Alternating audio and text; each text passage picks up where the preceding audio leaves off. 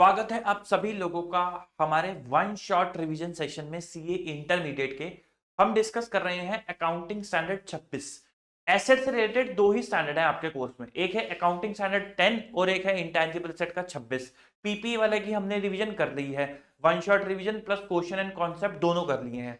अब हम कर रहे हैं अकाउंटिंग स्टैंडर्ड 26 जिसके अंदर हम करेंगे कॉन्सेप्ट और क्वेश्चन। तो शुरू करते हैं फटाफट अपने कॉन्सेप्ट के साथ। तो मैं आपके लिए वैसे ही हैंड रिटन नोट्स ले आया हूं। हम पहले उससे कॉन्सेप्ट करेंगे, देन हम उसके बाद उससे क्वेश्चंस पे जंप करेंगे। तो कॉन्सेप्ट सिर्फ एक पन्ने का है, एक पन्ने का। हाँ, अकाउंटिंग स्टैंडर्ड 26 मैंने पूरा एक पेज के अंदर आपके सारे पॉइंट लिख दिए हैं। क्या इंपॉर्टेंट लिखे हैं या सारे लिखे हैं? सारे लिखे हैं। जितने भी आपके अकाउंटिंग स्टैंडर्ड 26 से रिलेटेड पॉइंट है वो मैंने सारे लिख दिए हैं। तो एक पेज के अंदर आपका कॉन्सेप्ट रिवाइज हो जाएगा। सर ये एक पेज हम डाउनलोड कहां से कर सकते हैं? ये आप हमारे टेलीग्राम पे मैं डाल दूंगा, आप वहां से डाउनलोड कर सकते हो। तो चलो आप बिना देरी के शुरू करते हैं।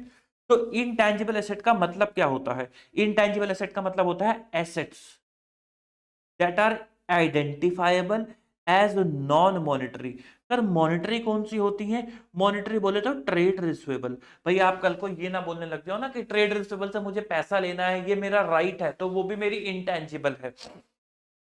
तो identifiable as a non monetary होनी चाहिए विदाउट फिजिकल सब्सटेंस। उसका फिजिकल सब्सटेंस नहीं होना चाहिए। अगर फिजिकल सब्सटेंस है तो वो एएस 10 में पीपीई में चली जाएगी ना।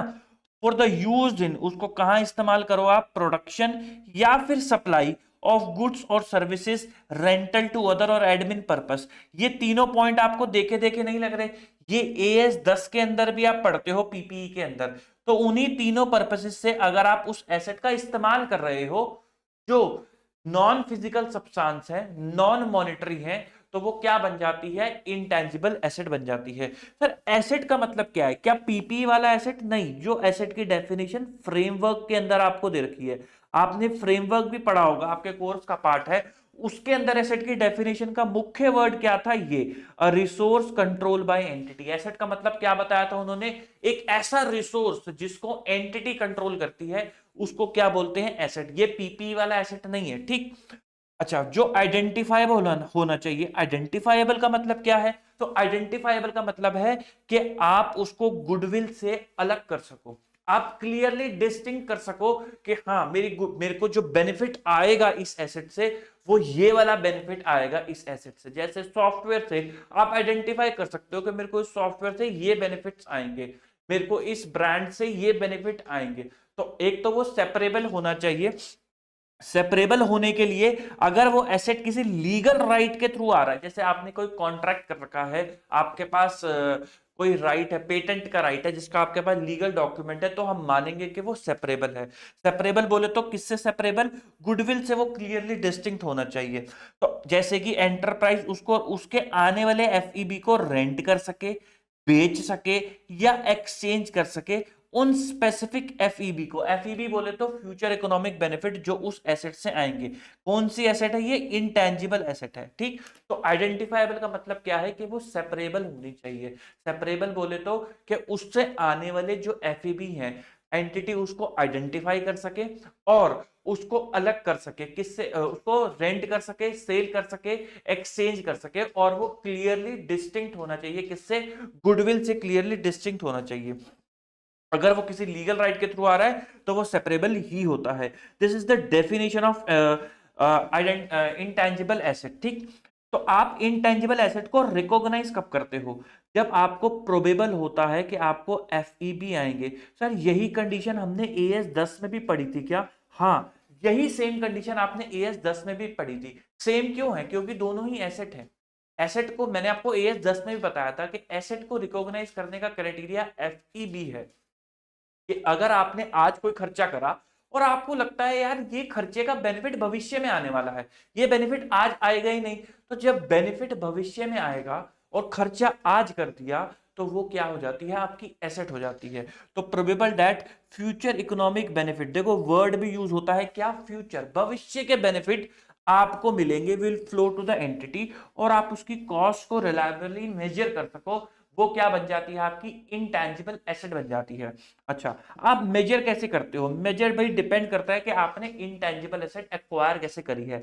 आपने परचेज करी है, आपने एक्सचेंज करी है, आपको सरकार ने मुफ्त में दी है या फिर आपने खुद से जनरेट करी है। परचेज करिए का मतलब, मान लो आपने कोई डीप सीक, जैसे आजकल डीप सीक बड़ा चल रहा है, चैट जीपीटी की जो बोल रहे थे कि चैट जीपीटी से नौकरियां चली जाएंगी, तो सबसे पहला जाने वाला जो है एआई की ही खुद की ही नौकरी चलेगी थ्रू अनदर एआई। तो डीप सीक आजकल बड़ा चल रहा है। तो डीप सीक की अगर बात करें, मान लो आपने डीप सीक चाइना से खरीद लिया, तो जितना पैसा आपने डीप सीक खरीदने के लिए दिया, आपने डीप सीक का इस्तेमाल करोगे अपने अकाउंटिंग को और इनोवेट करने के लिए, अपनी कंपनी को और इनोवेट करने के लिए। तो जो भी आपने परचेज प्राइस पे करा, नेट ऑफ क्रेडिटेबल टैक्सेस, वो आपका अमाउंट होगा टू एक्वायर दैट एसेट। कोई भी डायरेक्टली एट्रीब्यूटेबल कॉस्ट होगी। अब जो चाइना ने आपको डीप सीक दिया, आप वो डायरेक्ट नहीं लगा सकते, आपको उसके अंदर बड़े सारे फेरबदल करने पड़ेंगे अपनी कंपनी के अकाउंटिंग सॉफ्टवेयर से मैच कराने के लिए। तो वो जितने भी खर्चे आप करोगे उसको अपनी कंपनी से मैच कराने के लिए, वो सब क्या है, डायरेक्टली एट्रीब्यूटेबल कॉस्ट। मैंने आपको बताया था एएस 10 के अंदर भी डायरेक्टली एट्रीब्यूटेबल कॉस्ट का मतलब क्या होता है कि जैसी एसेट आपको चाहिए, जिस तरीके से आप उस एसेट को इस्तेमाल करना चाहते हो, उस कंडीशन, उस लोकेशन तक उस एसेट को लाने वाले सारे के सारे खर्चे क्या बन जाते हैं, डायरेक्टली एट्रीब्यूटेबल कॉस्ट बन जाती हैं।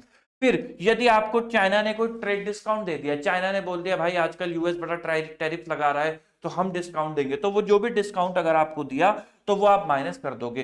कोई भी आपने एक्सपेंडिचर करा उसका टाइटल एक्वायर करने के लिए, तो वो आप ऐड कर दोगे। अच्छा, इस टाइटल को अगर बचाने का खर्चा हुआ, सेविंग दैट टाइटल, कल को किसी ने केस वेस फाइल कर दिया यूएस से, आपने उसको बचाने का खर्चा करा, खरीदने का खर्चा नहीं, एक्वायर करने का खर्चा नहीं, बचाने का खर्चा करा, तो वो खर्चा कहां जाएगा, वो खर्चा चला जाएगा प्रॉफिट एंड लॉस अकाउंट के अंदर, वो खर्चा चला जाएगा।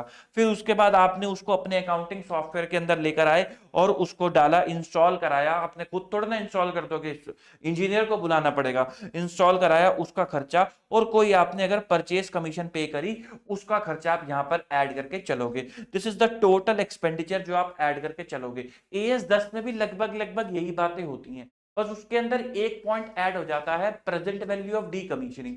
वो यहां ऐड नहीं होता। क्यों ऐड नहीं होता? क्योंकि इनटेंजिबल क्या है, non physical, without physical substance. तो जिसका फिजिकल सब्सटेंस ही नहीं है, उसको हटाने का खर्चा क्या करोगे? ठीक, तो ये हो गई यदि आप डीपसीक परचेज करके लाते हो।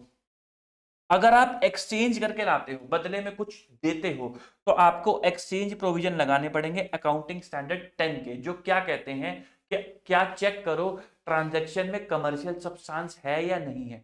अगर कमर्शियल सब्सटेंस नहीं है तो book value of asset given up.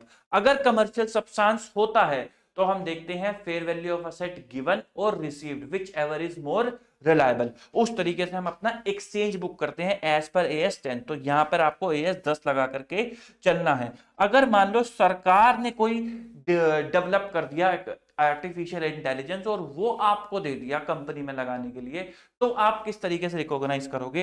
तो जितने पैसे सरकार को आपने दिए एज अ कंसिडरेशन उसको एक्वायर करने के लिए, लेट्स से सरकार ने 1 लाख करोड़ रुपए लगा दिया, तो आप 1 लाख करोड़ थोड़ा ना जाके दोगे। आपसे सरकार ने मांगे कितने? आपसे सरकार ने मांगे 20 लाख रुपए। तो जब आपसे सरकार ने 20 लाख रुपए मांगे तो आप 20 लाख दिखा दोगे कि भाई हमने कितने का एक्वायर करा, 20 लाख रुपए का। लेकिन सरकार ने आपको फ्री में दे दिया, अगर उन्होंने कोई पैसे चार्ज नहीं करे तो आप क्या दिखाओगे कि मेरी एसेट है और 0 रुपीज की है? नहीं, तो आप नॉमिनल वैल्यू पे दिखाओगे, लेट से 100 रुपीज पे आपने दिखा दिया, ताकि ये दिखे कि हाँ इतनी छोटी वैल्यू है कि दिया ना दिया एक ही बराबर, और आपकी बैलेंस शीट का भी पार्ट बने। ठीक, अगर आपने कहा कि नहीं हम खुद से जनरेट करेंगे, अपना आर्टिफिशियल इंटेलिजेंस हम खुद से बनाएंगे, आपने चाइना के इंजीनियर्स को यहाँ बुला लिया और अपने यहाँ नौकरी पर रख दिया और बैठो खाओ मोमोज और बनाओ मेरे लिए आर्टिफिशियल इंटेलिजेंस, तब आप क्या करोगे? अगर वो इंटरनल जनरेटेड हो गया तो अभी जब वो इंटरनल जनरेटेड होगा तो वो आपके हिसाब से रिसर्च करेंगे कि भाई आपको किस तरीके का सॉफ्टवेयर चाहिए, क्या वो एआई आपके इन्वायरमेंट में वर्क करेगा भी या नहीं करेगा। तो आपने कहा रिसर्च करो, तो जब तक वो रिसर्च कर रहे हैं, सोचो जरा, जब तक वो रिसर्च कर रहे हैं, क्या इस बात का कोई एविडेंस है कि फ्यूचर में बेनिफिट मिलेगा? नहीं है, कोई बेनिफिट, कोई एविडेंस नहीं है इस बात का कि इससे कोई भविष्य में बेनिफिट मिलेगा। तो मेरे को जरा एक बात बताओ, खर्चा आज कर रहे हो, कुछ पता नहीं है भविष्य का बेनिफिट मिलेगा भी या नहीं मिलेगा, तो क्या एसेट दिखा दूं? नहीं दिखा सकते, क्योंकि भविष्य का बेनिफिट मिलना ही एसेट का अपने आप में एक स्वरूप है। तो वो आपको जब अभी मिलेगा ही नहीं मिलेगा, पता ही नहीं है, कोई एविडेंस नहीं है, तो एसेट कहाँ की? तो रिसर्च फेज तक के सारे खर्चे प्रॉफिट एंड लॉस अकाउंट में।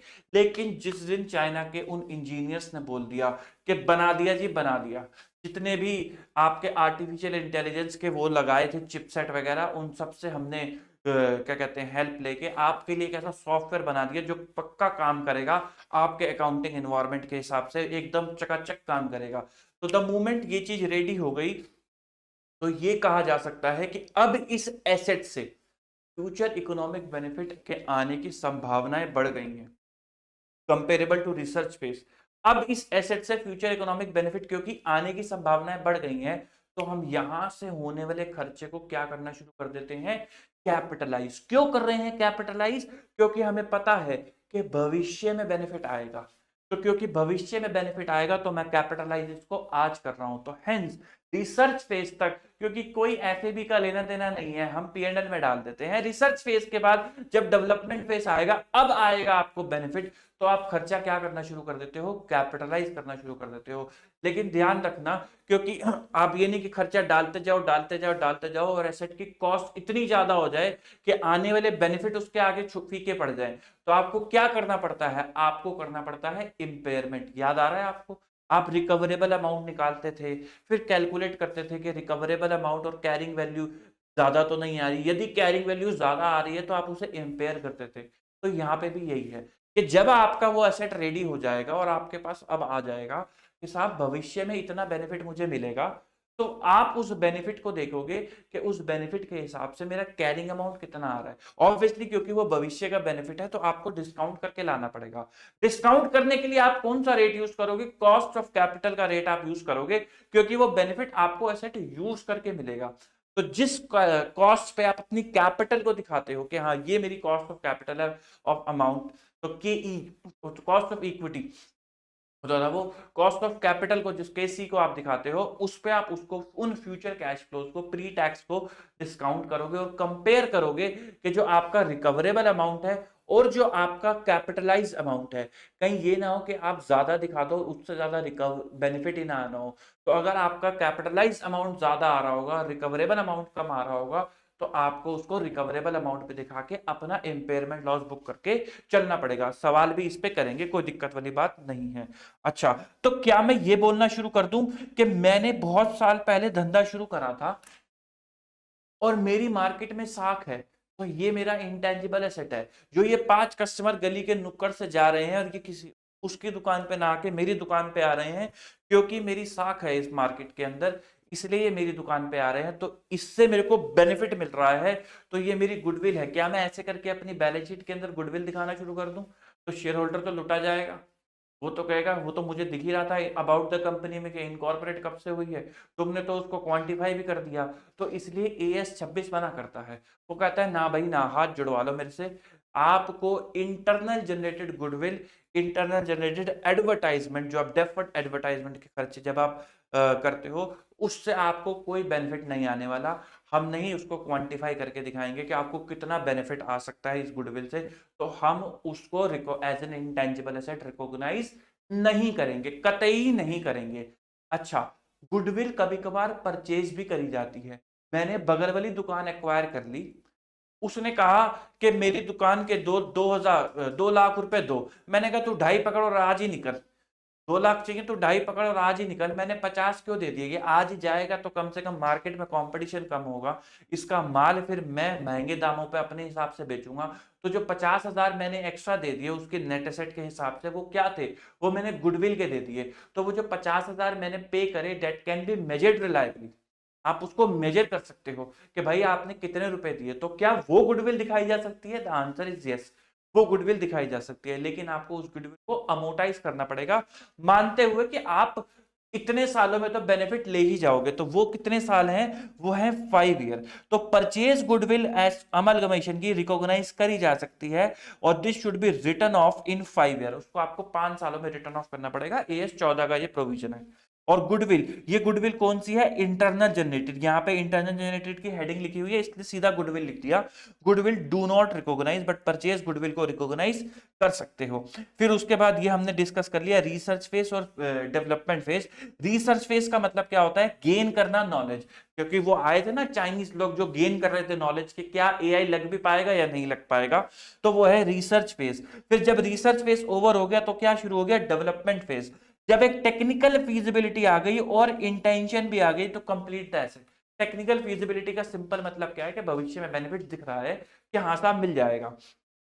अच्छा, maximum amount that can be recognise the present value of future benefit after tax. Discount rate क्या यूज करना है आपको? Cost of capital. तो आफ्टर टैक्स जो फ्यूचर बेनिफिट है आपको, उनको आपको प्रेजेंट वैल्यू निकालना पड़ेगा। कॉस्ट ऑफ कैपिटल पे उतना ही अमाउंट दिखाओगे। This is what? This is your recoverable amount. आप एसेट को इससे ज्यादा नहीं दिखा सकते। Any excess shall be impairment loss. अगर कुछ आता है तो वो क्या हो जाएगा? Impairment loss. अगर उसके बाद सब्सिक्वेंटली कोई खर्चा हुआ, चाइनीज लोग तो बना बुनो के चले गए, आपने क्या करा? उन्होंने निकाल दिया नौकरी से, क्या हमारा काम हो गया, अब कोई दिक्कत वाली बात नहीं है।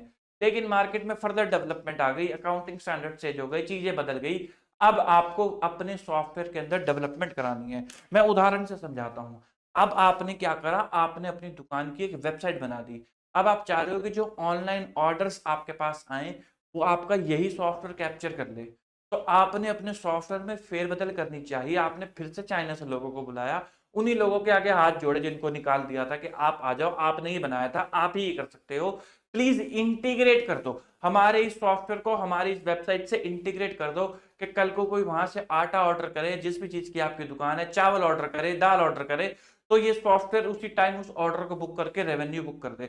तो वो इंटीग्रेशन क्या है? Subsequent expenditure. सेम लगेगा। जो सब्सिक्वेंट एक्सपेंडिचर रिकॉग्नाइज अगर करना है तो कब करना है? जब रिकॉग्निशन क्राइटेरिया मीट हो। रिकॉग्निशन क्राइटेरिया क्या कहता है? रिकॉग्निशन क्राइटेरिया कहता है कि भविष्य के बेनिफिट आने चाहिए, फ्यूचर इकोनॉमिक बेनिफिट आने चाहिए। तो देखो, if FEB will flow and cost can be measured reliably, तब आप उसको कैपिटलाइज कर सकते हो।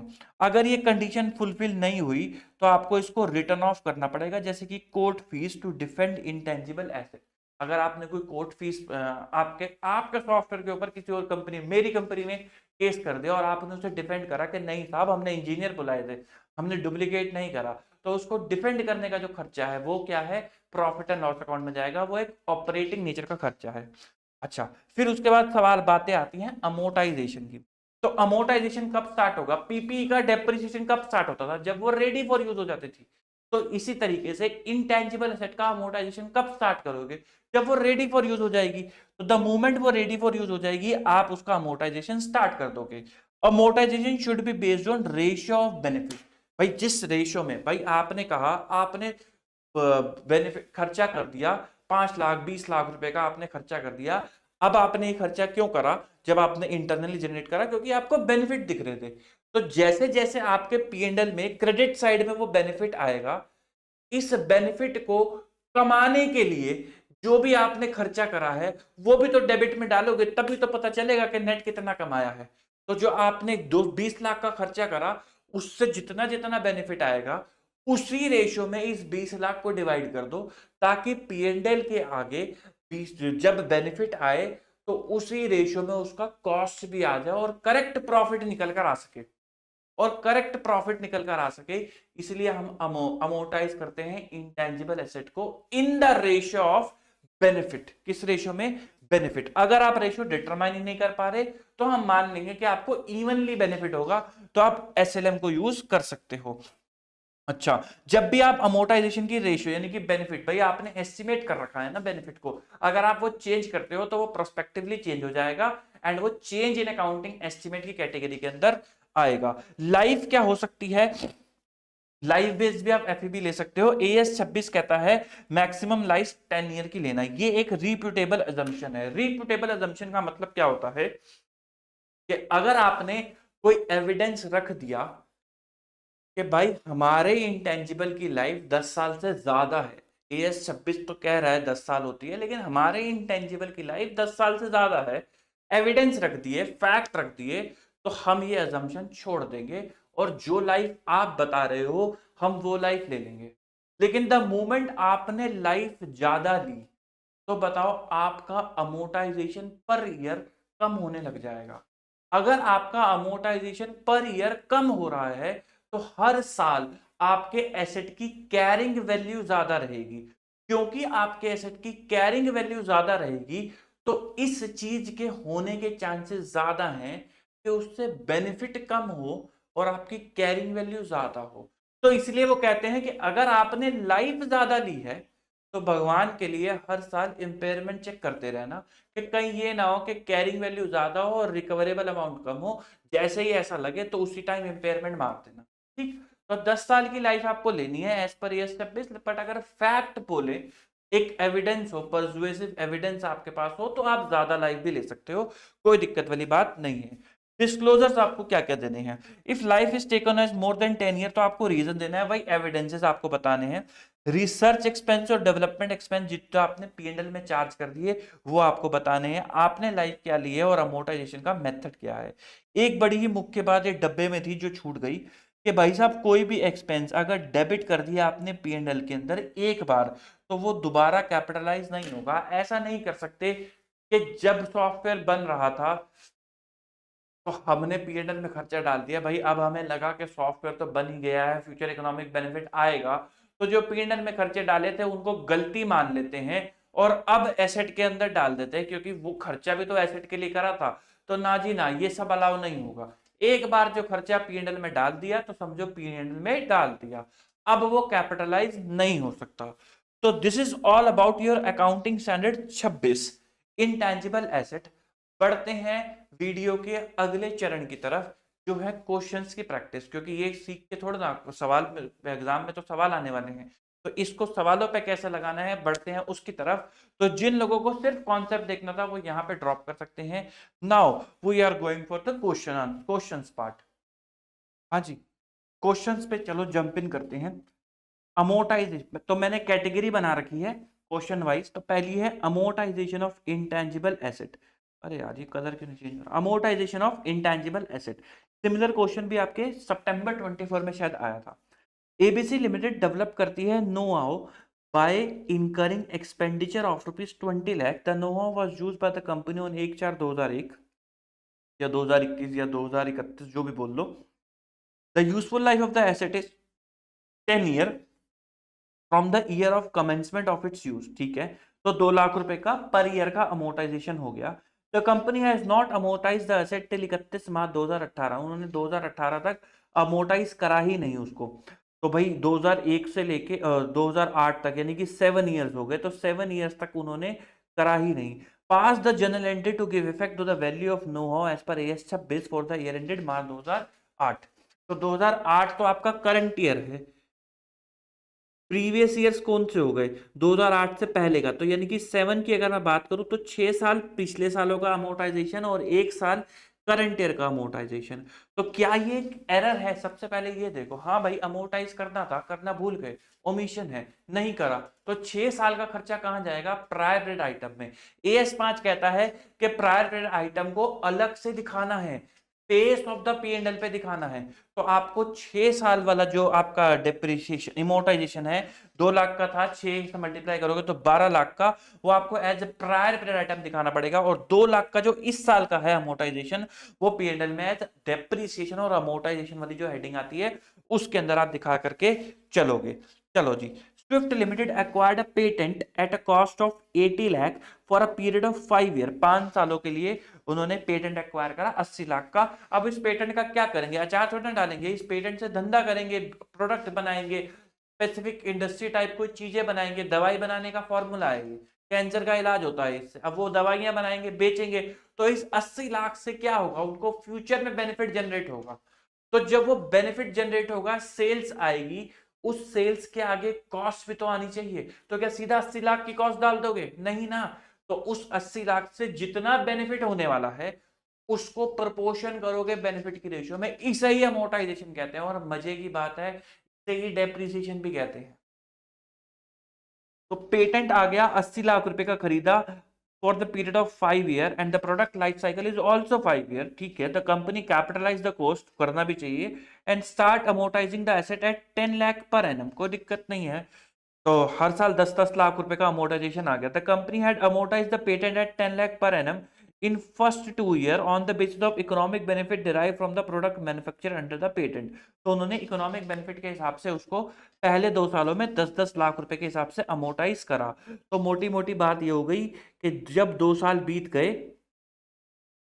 तो प्रोडक्ट 20 लाख रुपए से अमोर्टाइज हो चुका था। तो यहां पे वैल्यू कितनी आ रही होगी उसकी, यहां वैल्यू आ रही होगी 60 लाख की, ठीक है। After 2 year it was found that the product life cycle में कंटिन्यू फॉर अनदर 5 ईयर। तो यहां से अब वो 5 सालों के लिए और चलेगा। तो 1, 2, 3, 4 और 5, ठीक है। The patent was renewable and Swift limited got renewal after the expiry of 5 year, और 5 सालों के बाद वो उसको रिन्यू भी करा देंगे। The net cash flow from the product during these 5 year were expected to be 36, 46, 44, 40 और 34। Find out the amortisation cost of the patent for each of the year. आप क्या निकालनी है, अमोर्टाइजेशन निकालनी है। तो भाई 10, यहाँ पे 60 लाख पड़े हैं, आपको आगे के 5 सालों का उसने फ्यूचर इकोनॉमिक बेनिफिट दे दिया, इस पे बांट दो, सिंपल। तो 36 प्लस 46 प्लस 44 प्लस 40 प्लस 34 कितना होता है, 200। तो 60 डिवाइडेड बाय 200, 0.3। तो अब अगले साल का अमोर्टाइजेशन कितना आएगा, 36 इंटू 0.3, 10.8 ये रहा। फिर उसके बाद क्या आएगा, 46 इंटू 0.3, 13.8। तो आपने क्या करा, इसकी रेशियो में 60 लैक्स को बांट दिया, सिंपल। तो आपका क्या आ गया, अमोर्टाइजेशन निकल करके आ गया। चलो जी आगे बढ़ते हैं, ये तो थ्योरेटिकल क्वेश्चन है, कोई दिक्कत वाली बात नहीं है। अच्छा, AB Limited launched a product for producing product X in October 2001. The company incurred 20 lakh toward research. Due to the prevailing market condition, management come to the conclusion that the product cannot be manufactured and sold in the market for the next 10 year. वो कह रहे हैं कि जो बनाया था वो खराब हो गया, रद्दी हो गया, कोई फायदा नहीं है भाई, 10 सालों तक कुछ ना होने का इसका। The management hence want to defer the expenditure write off to future year. वो कह रहे हैं कि क्या हम ऐसा कर दें कि 20 लाख रुपए कैपिटल वर्क इन प्रोग्रेस है किसी हेड में रखते हो और 10 सालों के बाद इसको इंटेंजिबल में कर दें, नहीं। द मोमेंट आपको ये एक्सपेक्टेशन हुई कि अब कुछ नहीं हो सकता, ऐसी की तैसी हो गई, जो पैसा लगाया था डूब गया, कोई बेनिफिट नहीं आने वाला, तो वो कहाँ चला जाएगा, प्रॉफिट एंड लॉस अकाउंट के अंदर चला जाएगा, क्योंकि वो डेवलपमेंट तक पहुंचा ही नहीं, वो उस लेवल तक पहुंचा ही नहीं कि आपको बेनिफिट डिराइव करा सके। तो 20 लाख रुपए कहाँ डाल दोगे, प्रॉफिट एंड लॉस अकाउंट में डाल दोगे। Intangible asset expenditure on research should be recognized as an expense when it is incurred. Hence, expense amounting to 20 lakh incurred on research has to be charged to P&L account. Desire Limited acquired a patent at a cost of 100 lakh. ये same question है, कोई दिक्कत वाली बात नहीं है, RTP में ये क्वेश्चन आया हुआ है, बस फिगर्स चेंज है। A Limited has got the license to manufacture particular medicine for 10 years at a license fee of 200 lakh. Given below the pattern, expected production and expected operating cash flow. तो ये आपको benefit होने वाला है। Net operating cash flow has increased for third year because of the better inventory management handling method. You are required to determine the amortization method in line with AS 26. तो जो benefit होने वाला है उसी की रेशियो में बांट दो। तो 200 लाख को इस रेशियो में बांट दो, सिंपल। कितना है टोटल, 27,400, 200 डिवाइड बाय 27,400 इंटू 900, 6 आ जाएगा आपका। हो सकता है इन्होंने राउंड ऑफ कर रखा हो, आपका अलग आए। चलो जी, ये बिल्कुल सेम क्वेश्चन है, कोई दिक्कत वाली बात नहीं है।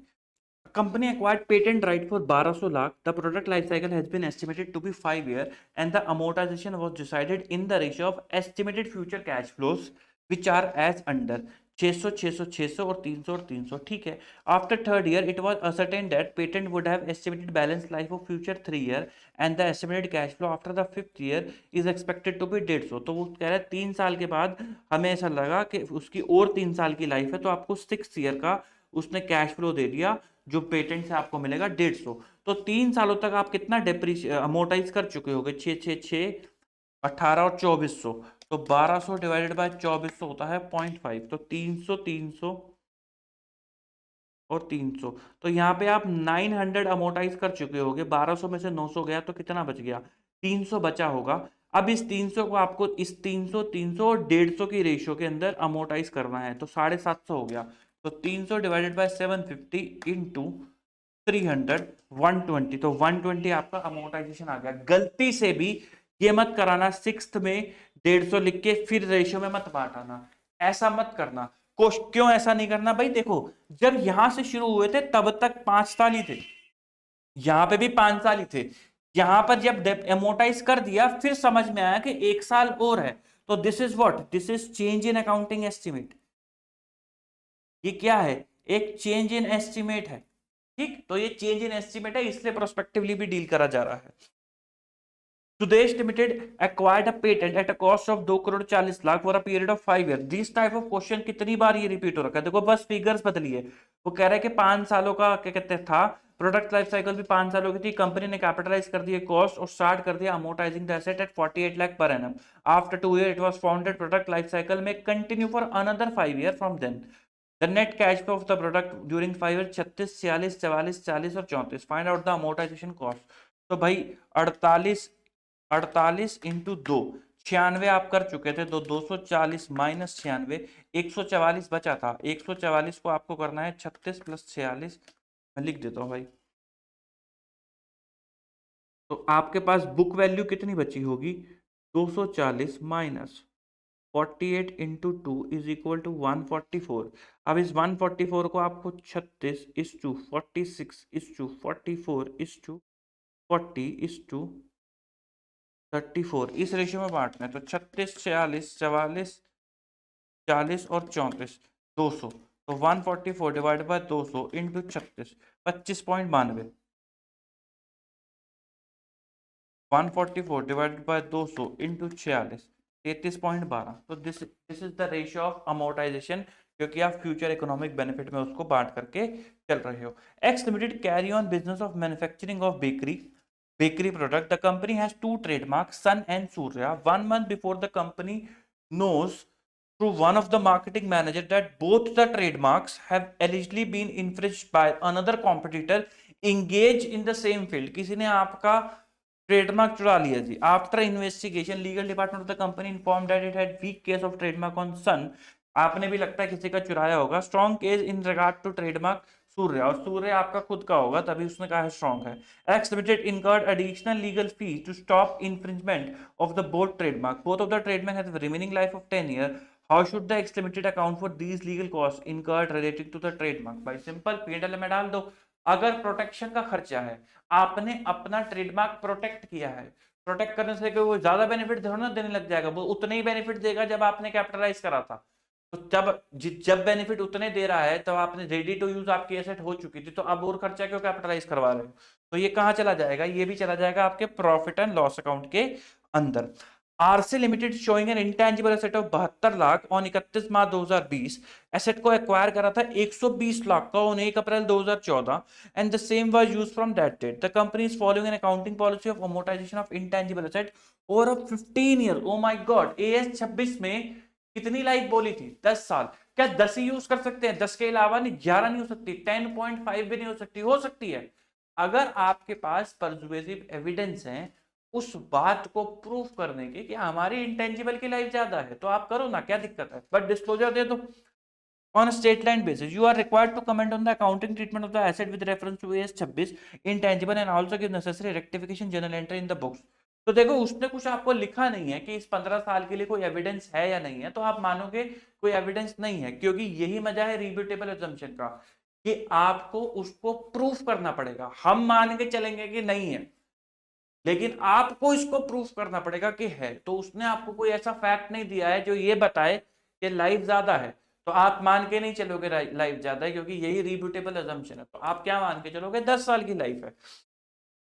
तो आप ये जो 15 साल की लाइफ है, इससे ना डिवाइड करके 10 साल से डिवाइड करके चलोगे, और अकॉर्डिंगली अपनी क्या निकाल करके चलोगे? रेक्टिफिकेशन एंट्री निकाल करके चलोगे, विच अमाउंटिंग टू ₹24 लाख। तो एक बच्चा कह रहा है कैलकुलेट कैसे होगा? तो asset was acquired for 120 lakh, तो 120 लाख को 15 सालों में करा, मैं लिख कर देता हूं। तो 120 लाख को 15 सालों में करा, और 6 सालों का अमोर्टाइजेशन कितना आया? Divide by 15 into 6, 48। आपको करना कितने में था? 120 डिवाइडेड बाय 10 इंटू 6, तो 12 इंटू 6 हो गया ना, 72। तो आपको और कितना करना पड़ेगा, 72 माइनस 48, 24 का आपको एडिशनल अमोर्टाइजेशन प्रोवाइड करके चलना पड़ेगा। तो P and dep amortisation to intangible asset. ठीक, अच्छा, question number 12, Swift limited acquired patent right to manufacture solar roof panel at a cost of 600 lakh. The product life cycle has been estimated to be 5 year और amortisation जो है इस ratio में आपको करना है। आफ्टर द थर्ड ईयर उसको लगा कि बैलेंस लाइफ जो है 3 साल की है। ये सेम क्वेश्चन है बिल्कुल, अभी अभी हमने 150 वाला जो करा। PQR Limited has acquired a brand from another company for 100 lakh. PQR contend that since the said brand is a very popular and famous brand, no amortization need to be provided. ऐसे कैसे? Famous है तो क्या हो गया, amortise नहीं करोगे क्या, बेनिफिट नहीं मिलेगा, बेनिफिट के आगे कॉस्ट नहीं डालोगे क्या? अगर लाइफ नहीं पता तो हम बताते हैं 10 साल, AS26 बताता है 10 साल, तो 10 साल में क्या कर दो, अमोर्टाइज कर दो। X Limited is engaged in the business of newspaper and radio broadcasting. It operates through different brand name. During the year ended 31 March 2021, it incurred substantial amount of business communication and branding expenses by participation in various corporate social responsibility initiatives. The company expect to benefit by this expenditure by attracting new customer over a period of time, and accordingly it has capitalized the same under brand development expenditure and intend to amortize the same over a period in which it expect the benefit to flow. As the accountant of the company, do you concur with these views? No, internal generated goodwill is not allowed. ठीक, तो इसको क्या करना पड़ेगा, आपको expenditure में डालना पड़ेगा। ठीक, question number 14, question number 14, a company showing an intangible asset of 88 lakh as on 1 April 2021, the asset was acquired for 120 lakh on 1 April 2017, the same was available for use from that date. ठीक है, तो 2017 से हो गई होगी। अच्छा, ये शो कर रहा है उनका intangible. The company is following a policy of amortisation over 15 year, ये सेम हमने कर लिया, उसके अंदर बस वैल्यू अलग थी। तो कैलकुलेट कैसे करोगे, 120 लाख से ही करोगे, वहां पे भी 120 ही थी, कमाल की बात है। ठीक चलो जी, स्विफ्ट लिमिटेड एक्वायर, ये भी सेम क्वेश्चन है,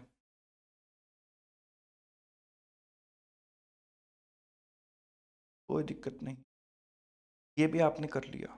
चलो जी, cost of an intangible asset, अगली कैटेगरी पे हम आ गए हैं, cost of an intangible asset पे। तो during the year 1-2 an enterprise incurred, अच्छा ये during the year 1-2 enterprise incurred cost to develop and produce a routine low risk computer software product as follows. Completion of detail program design phase 1 50,000 का खर्चा, उन्होंने, ये internal generated है।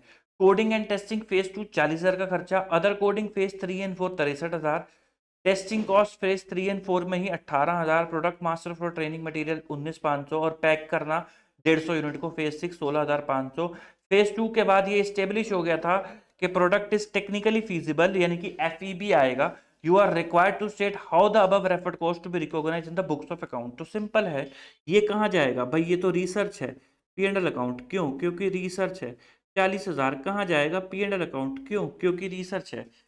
Phase 2 के बाद आया डेवलपमेंट, तो ये कहाँ जाएगा, कैपिटलाइज, क्यों, क्योंकि डेवलपमेंट है। टेस्टिंग कहाँ जाएगा, कैपिटलाइज, क्यों, क्योंकि डेवलपमेंट है। प्रोडक्ट मास्टर कहाँ जाएगा, कैपिटलाइज, क्योंकि डेवलपमेंट है। पैकिंग मटेरियल कहाँ जाएगा, P&L, क्यों, क्योंकि ऑपरेटिंग खर्चा है, क्योंकि ऑपरेटिंग का खर्चा है। ठीक,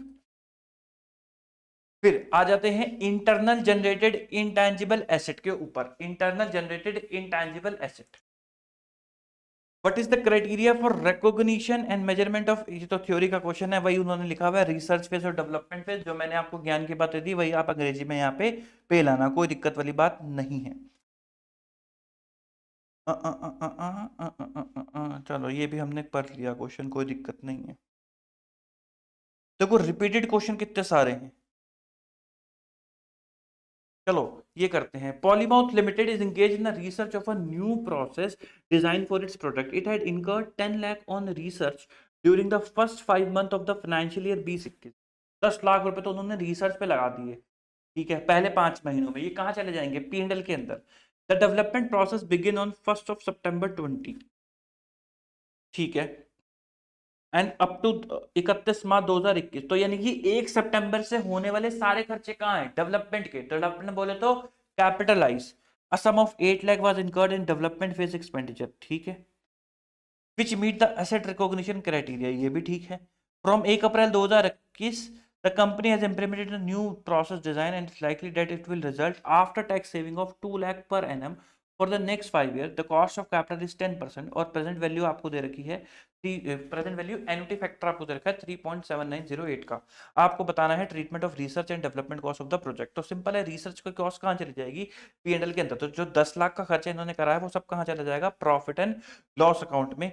जो 8 लाख का खर्चा है वो होगा कैपिटलाइज, लेकिन सब्जेक्ट टू रिकवरेबल अमाउंट। तो रिकवरेबल अमाउंट क्या है, रिकवरेबल अमाउंट है कि भविष्य में आपको बेनिफिट मिलेगा 2 लाख रुपए का। कितने का बेनिफिट मिलेगा, 2 लाख रुपए का आपको बेनिफिट मिलेगा। और प्रेजेंट वैल्यू एन्युटी फैक्टर कितना है, 3.7908। तो आपको ओवरऑल बेनिफिट कितने का मिल रहा है, क्यूमुलेटिव बेनिफिट बोल देते हैं, 3.7908 is equal to 2 lakh into 3.7908, 7 lakh rupees, 7,58,160 कितने का आपको बेनिफिट मिलेगा। इससे ज्यादा की आप एसेट नहीं दिखा सकते। आपने खर्चा कितने का कर दिया, 8 लाख रुपए का खर्चा आपने कर दिया।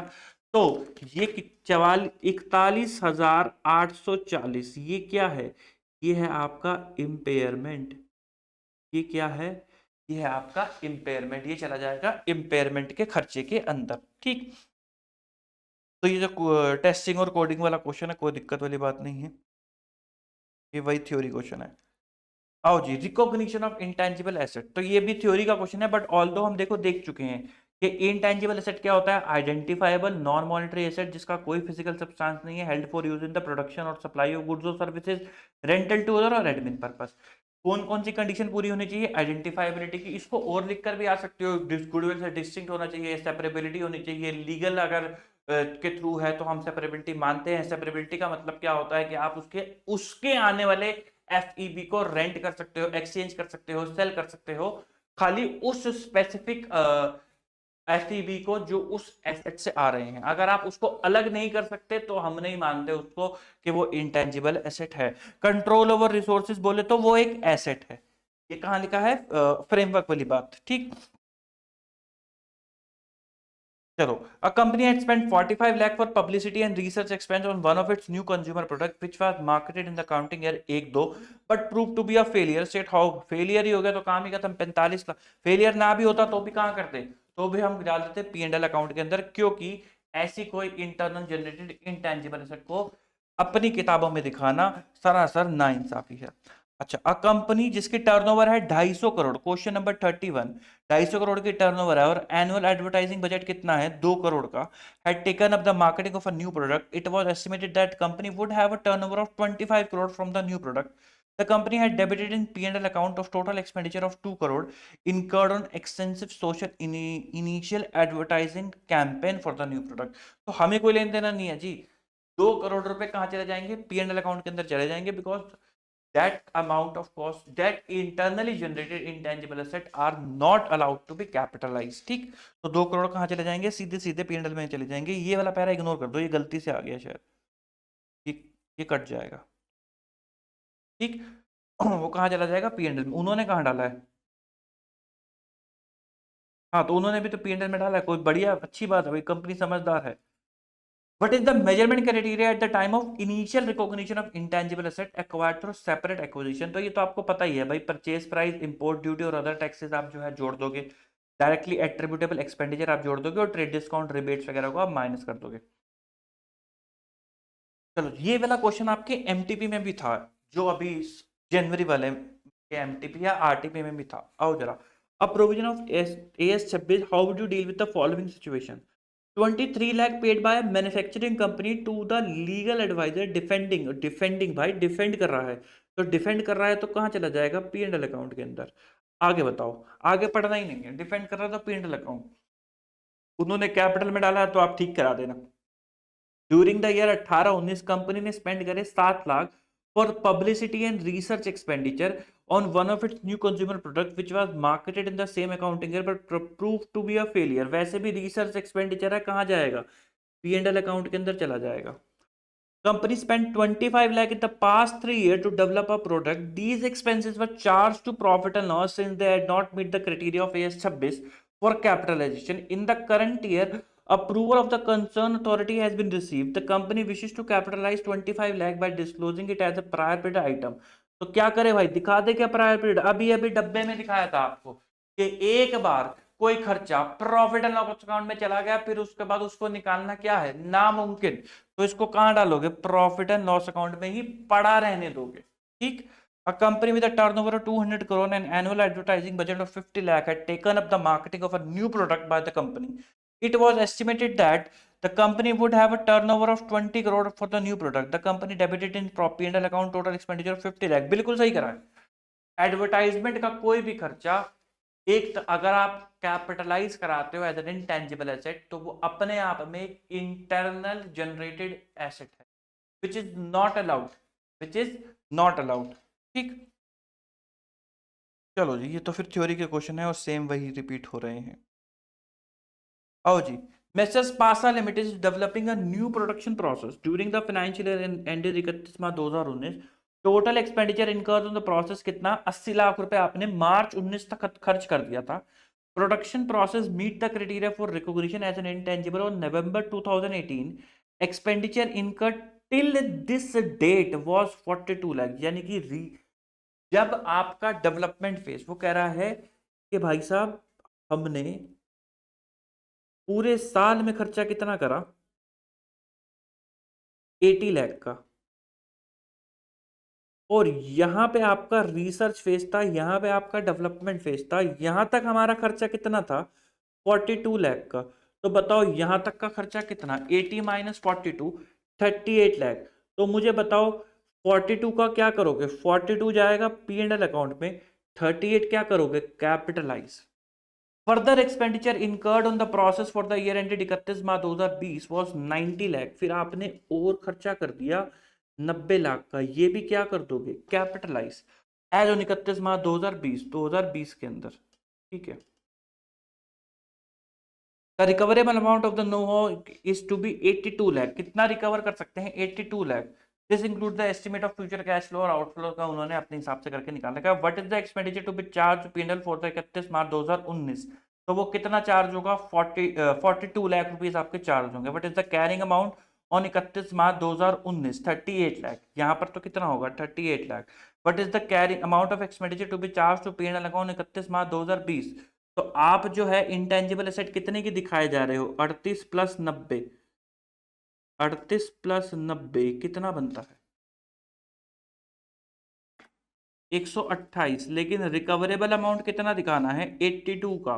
तो इम्पेयरमेंट लॉस कितना आ गया, 46 क्या है, इम्पेयरमेंट लॉस। ये कहाँ चला जाएगा, ये चला जाएगा P&L अकाउंट के अंदर। एंट्री क्या होगी, impairment debit to intangible asset, impairment debit to intangible asset. तो P&L अकाउंट में कितना चार्ज होगा, 46 लाख रुपीस। आओ जरा देखते हैं। तो पहले का आंसर है 42 लाख रुपीस, हमने बिल्कुल सही निकाला था।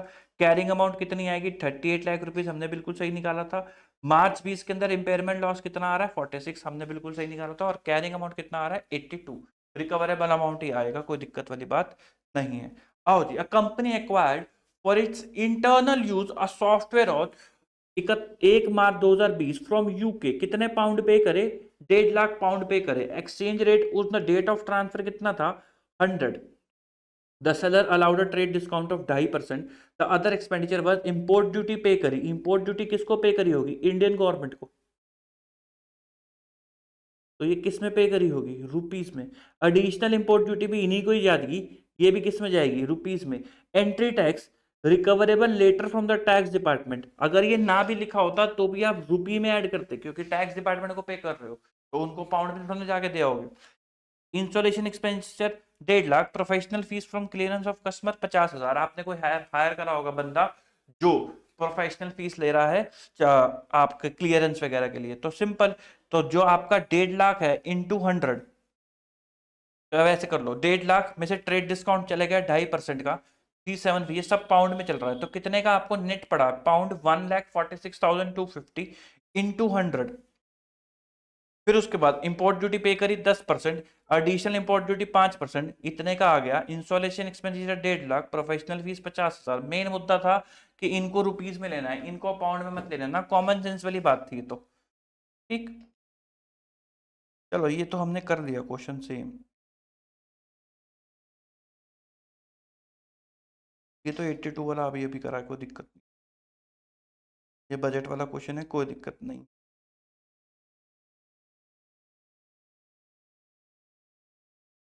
चलो जी खत्म। तो ये सारे सवाल हैं आपके अकाउंटिंग स्टैंडर्ड 26 के।